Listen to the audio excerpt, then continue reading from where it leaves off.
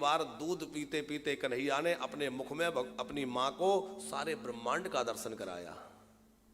और मुख में ब्रह्मांड के दर्शन का अभिप्राय क्या था?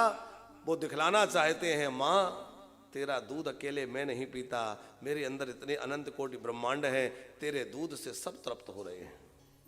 एक अर्थ यह है कि हम जब भगवान को भोग लगाते हैं तो हम केवल भगवान को भोग नहीं लगाते, बल्कि भगवान जब भोग ग्रहण करते हैं तो भगवान विश्वात्मा है। भगवान को भोग लगाने से सारे ब्रह्मांड को भोजन कराने का फल प्राप्त हो जाता है। चींटी से लेकर ब्रह्म पर्यंत सबके भोजन का फल भगवान को भोग लगाने से मिलता है।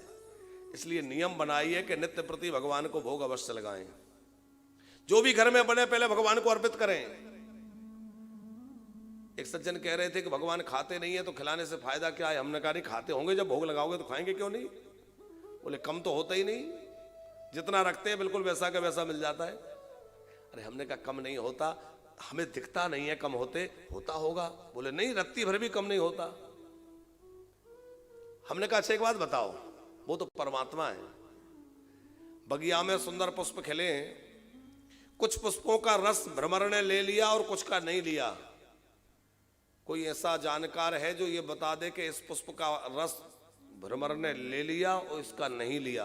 कोई तौल, कोई माप, कोई ऐसा गणित है कि ये बता दे कि इस पुष्प का रस ले गए और इसका नहीं लिया?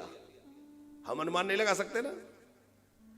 तो जैसे एक भ्रमर रस ले जाता है पर हम उसको समझ नहीं सकते कि किस पुष्प का रस ले लिया, तो भैया एक साधारण सा छोटा सा वह कीट, वह भृंगी भ्रमर रस ले जाए और हम समझ नहीं पाते, और हमारा परमात्मा जिस भोग का रस ले जाए, जिस पदार्थ का रस ले जाए, हमारी समझ में आएगा वो उसका रस ग्रहण कर लिया।